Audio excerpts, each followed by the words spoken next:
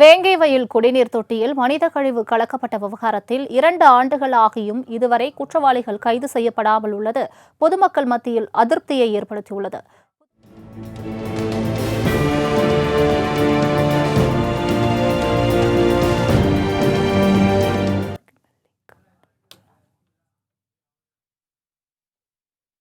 புதுக்கோட்டை மாவட்டம் வேங்கவயல்பட்டியில் இன மக்கள் பயன்படுத்தக்கூடிய மேல்நிலை நீர்த்தேக்க தொட்டியிலிருந்து குடிநீரை அப்பகுதி சிறுவர்கள் முதல் பெரியவர்கள் வரை பருகியுள்ளனர். இதனிடையே குடிநீர் பருகியவர்கள் உடல்நலக்குறைவு ஏற்பட்டு மருத்துவமனையில் அனுமதிக்கப்பட்டனர்.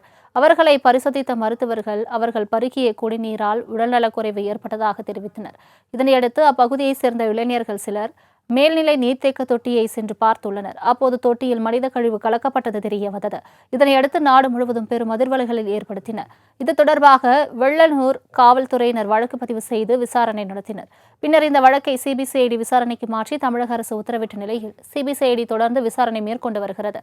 மேலும் ஓய்வு பெற்ற நீதிபதி சத்யநாராயணன் தலைமையிலான ஒரு நபர் ஆணையமும் விசாரித்தது. 220க்கும் மேற்பட்டோரின் விசாரணை செய்த சிபிசிஐடி போலீசார் 5 சிறுவர்கள் உட்பட 31 பேரை டிஎன்ஏ சோதனைக்கு உட்படுத்தினர். அதில் ஒரு காவலர் உட்பட 5 பேரை குரல் மாதிரி சோதனைக்கு உட்படுத்தப்பட்டனர். 10 பேரை உண்மை கண்டறியும் சோதனைக்கு உட்படுத்த அனுமதி கோரிய மனுவை நீதிமன்றம் தள்ளுபடி செய்துவிட்டது. இதனிடையே வேங்கை வயலுக்குள் அத்துமீறி சென்று மேல்நிலை நீர்த்தேக்க தொட்டியை சேதப்படுத்தியது தொடர் போராட்டங்கள் காரணமாக வெளியூர் ஆட்கள் வேங்கை வயலுக்கு செல்ல தடை விதிக்கப்பட்டது.